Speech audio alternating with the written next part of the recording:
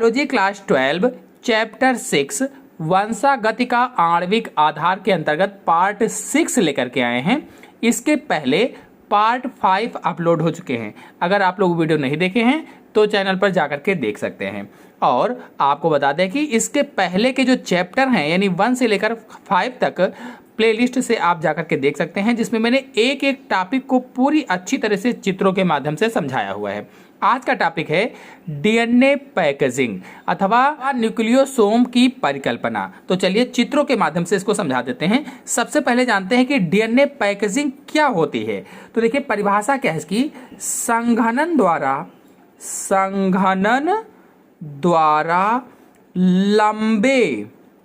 लंबे डीएनए अणुओं यानी मॉलिक्यूल्स अणुओं का छोटे केंद्रक में फिट होना डीएनए पैकेजिंग कहलाता है। डीएनए पैकेजिंग कहलाता है। कहने का मतलब यह है कि संघनन के द्वारा क्या होता है, जो लंबे लंबे डीएनए अणु होते हैं, ये डीएनए अणु छोटे से केंद्रक में फिट हो जाते हैं। इसी क्रिया को डीएनए पैकेजिंग कहा जाता है। आप सभी लोग जानते हैं कि जो डीएनए होता है ये डीएनए बृहद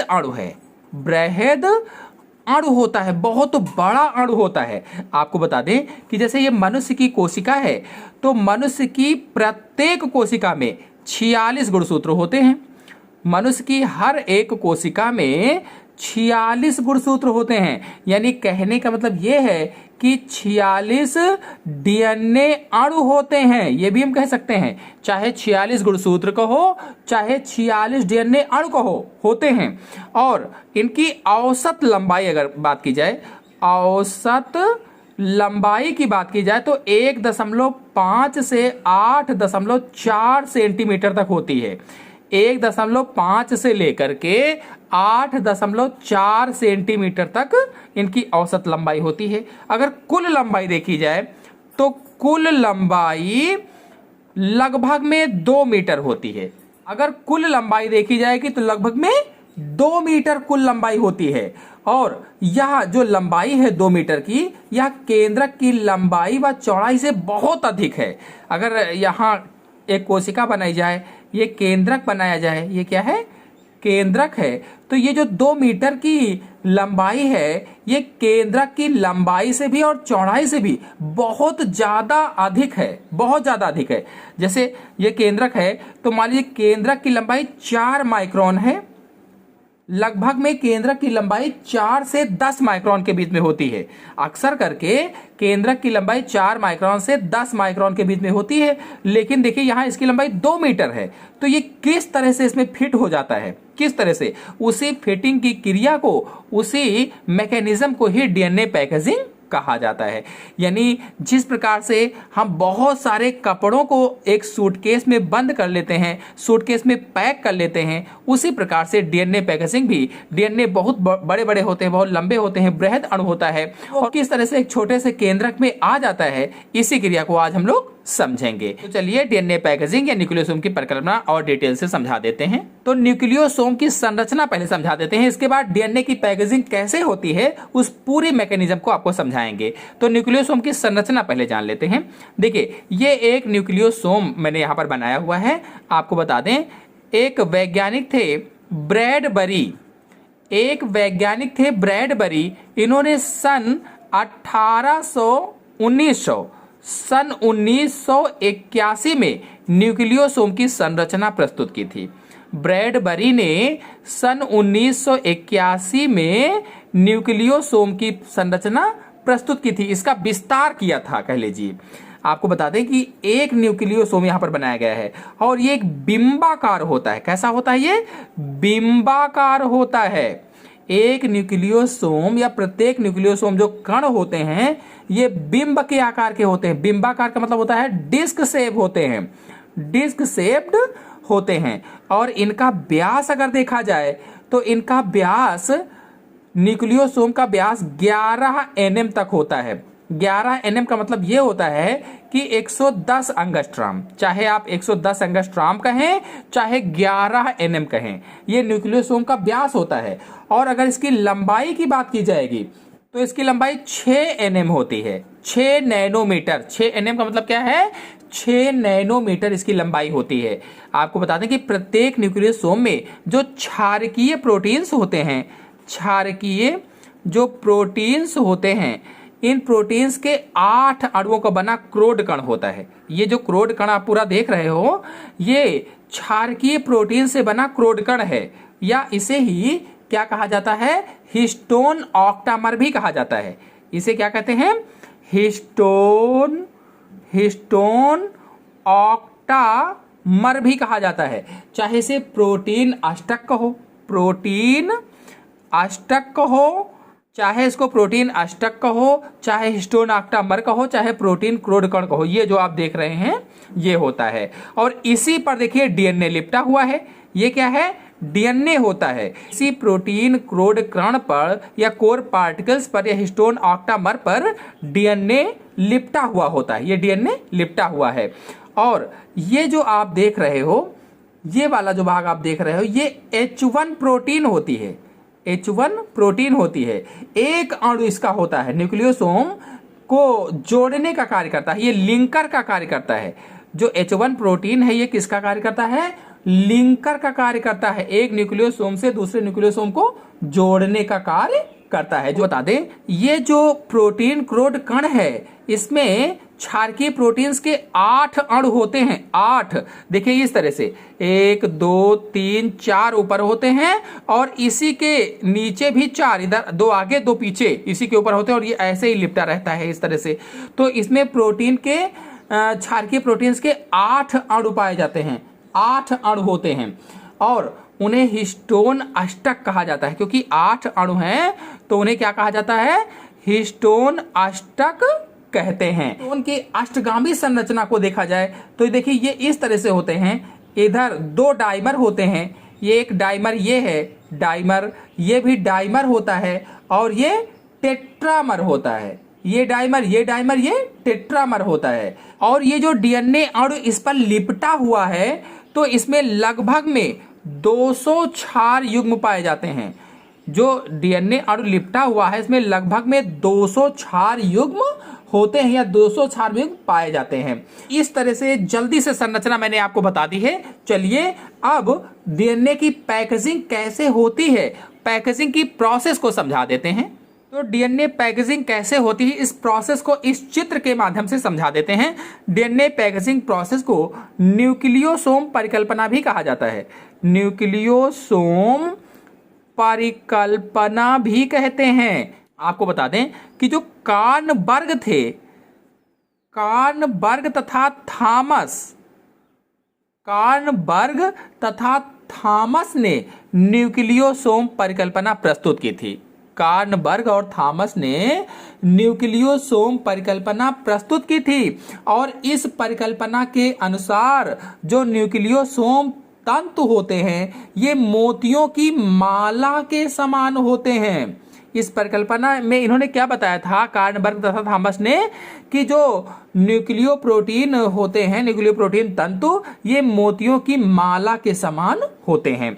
अब देखिए प्रोसेस में पहले चरण में क्या होता है, नंबर 1 जो चरण है, इसमें जो डीएनए अणु होता है, डीएनए अणु का पराकुंडलन होता है, पराकुंडलन होता है। इसे प्राथमिक चरण कहा जाता है, या प्राथमिक पैकेजिंग कहा जाता है, प्राथमिक चरण या प्राथमिक पैकेजिंग। तो short region of DNA double helix, इसमें हुआ क्या कि 2 NM वाला डीएनए है, ये लिपट जाता है। 2 NM वाला जो डीएनए है ये लिपट जाता है। पहले समझ लीजिए, फिर इसको कैसे लिखेंगे, लिखने का तरीका भी आपको बताएंगे।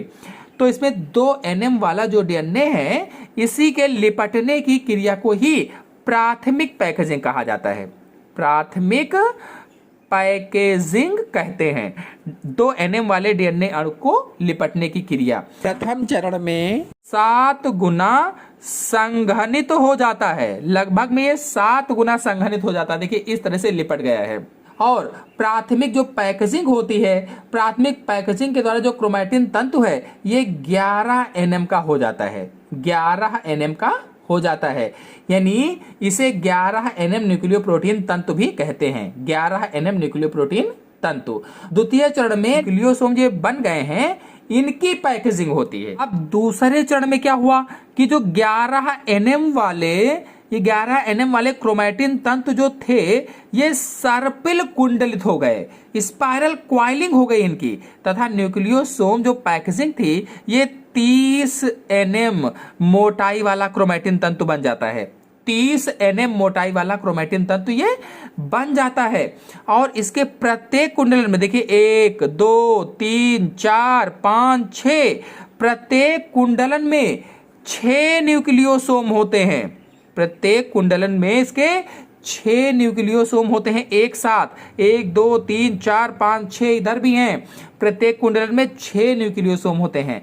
इस प्रकार से कुंडलित क्रोमैटिन जो तंतु होते हैं ये सभी मिलकर अतिकुंडलित सोलेनॉइड संरचना बनाते हैं, अतिकुंडलित सोलेनॉइड संरचना का निर्माण करते हैं, और ये 1/7 रह जाती है, यानी क्रोमैटिन तंतु की लंबाई 1/7 रह जाती है। इसके बाद में तीसरा स्टेप होगा गुणसूत्र का बनना, यानी कोशिका विभाजन जो होता है तो प्रोफेज जो प्रावस्था होती है, प्रोफेज प्रावस्था में जो यूक्रोमैटिन के बने क्रोमैटिन तंतु होते हैं ये गुणसूत्र के रूप में संघनित होने लगते हैं, ज्यादा क्वाइल हो जाते हैं और 300 nm के रह जाते हैं, 300 nm मोटा हो जाता है। जो संघनन है यानी कुंडलित एवं संघनित होकर ये कितने बचते हैं 300 nm के, यहाँ पर ये कुंडलित और संघनित होकर के जो 30 nm वाले क्रोमैटिन तंतु थे ये 300 nm वाले क्रोमैटिन तंतु बन जाते हैं। इसके बाद में ये देखिए यही और फोल्डेड होते जाते हैं और फोल्ड हो जाते हैं और ये 700 nm के बचते हैं,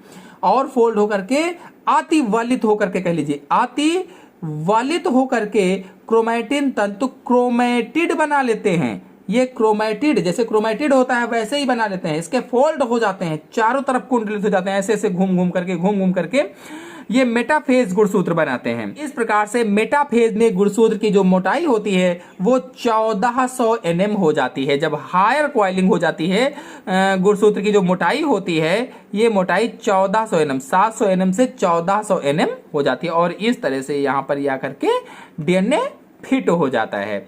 तो चलिए इसको बताते हैं कि परीक्षा में कैसे लिखें तो आपको फुल नंबर प्राप्त हो। हमें ऐसे आपको लिखना है डीएनए कुंडलिका गुणसूत्रों में पैकेजिंग।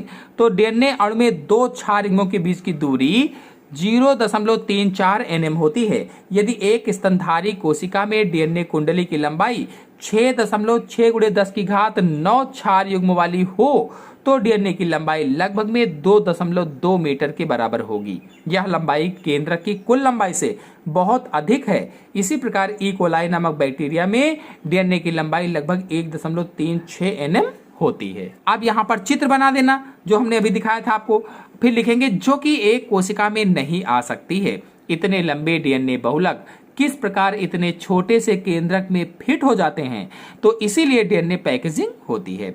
मारिस बिल्किंस, एडा तथा ओलिंस के अनुसार यूकैरियोटिक कोशिकाओं में डीएनए अणु धनात्मक आवेशित क्षारीय प्रोटीन हिस्टोन अणुओं के साथ मिलकर क्रोमैटिन तंतु की मणिकाबद्ध या माला जैसी संरचना बनाते हैं।